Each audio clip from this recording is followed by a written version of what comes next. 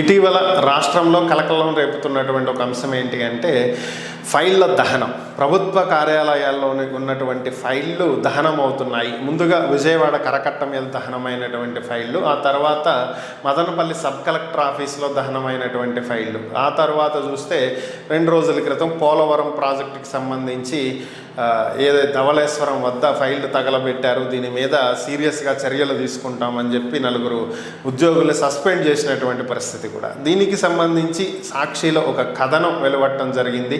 దీని ప్రకారం ఇది ఫైళ్ళ దహనం అనేది నిజంగా జరిగిందా లేదంటే ఇది ఒక కథ, డైవర్షన్ పాలిటిక్స్ ఏమైనా చేస్తున్నారా అనేది సాక్షి వెలుగుచ్చినటువంటి ఒక అనుమానం. ఏంటి అంటే సాధారణంగా ఫైల్స్ అనేవి తహసీల్దార్ కార్యాలయం నుంచి ఆర్డీఓ ఈ సబ్ కలెక్టర్ ఆఫీస్కి వెళ్తాయి. సో అక్కడి నుంచి కలెక్టర్ ఆఫీస్కి ఇవన్నీ కూడా ఆన్లైన్లోనే ట్రాన్స్ఫర్ అయ్యేటువంటి ఫైల్స్.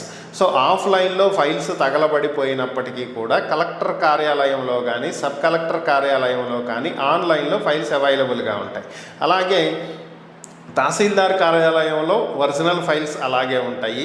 సో మిగిలినటువంటి సబ్ కలెక్టర్ కలెక్టర్ ఆఫీస్కి ఆన్లైన్లో వెళ్తాయి. ఫైల్స్ దహనమైంది ఎక్కడ? సబ్ కలెక్టర్ ఆఫీస్లో. అంటే ఒక కాపీ మాత్రమే సబ్ కలెక్టర్ ఆఫీస్లో దహనమైంది.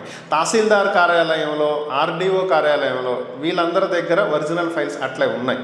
సో అలాగే సాఫ్ట్ కాపీసు కలెక్టర్ కార్యాలయంలో ఉంటాయి. వాటి నుంచి మరలా ఫైల్స్ జనరేట్ చేయొచ్చు.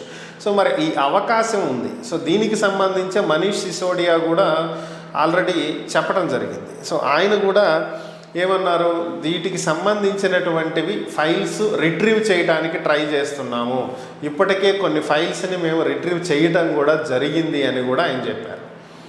సో అయితే దీనికి సంబంధించి ఫైల్స్ రిట్రీవ్ చేయగలిగినప్పుడు, ఆల్రెడీ ఫైల్స్ కాపీస్ ఉన్నప్పుడు, దీంట్లో భూములకు సంబంధించి భూ కబ్జాలకు సంబంధించి భూదందాలకు సంబంధించినటువంటి ఫైళ్ళు దహనమైపోయినాయి అని చెప్పటంలో ఉన్నటువంటి ఆంతర్యం ఏంటి?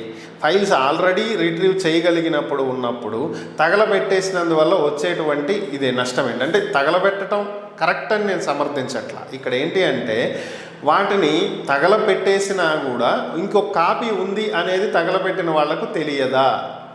తప్పించుకుంటాము అని చెప్పి ఎలా అనుకుంటారు? అవకాశం లేదు కదా.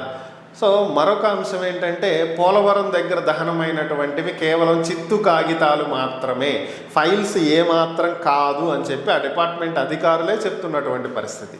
సో మరి చిత్తు కాగితాలు తగలబెడితే ఫైల్సే కాలిపోయినాయి అని చెప్పి ఎందుకు కథనాలు మీడియాలో వస్తున్నాయి? ఎందుకు ఈ విధంగా ప్రచారం చేస్తున్నారు అంటే ప్రజలకు ఇచ్చినటువంటి హామీలను అమలు చేయలేకపోతున్నారనేటువంటి అంశాన్ని పక్కదారి పట్టించడానికే ఇటువంటివి రైజ్ చేస్తున్నారు అనేది సాక్షి దినపత్రిక చెప్తున్నటువంటి ఒక అంశం. మరి ఇందులో వాస్తవాలేంటి అనేది తెలియాలి.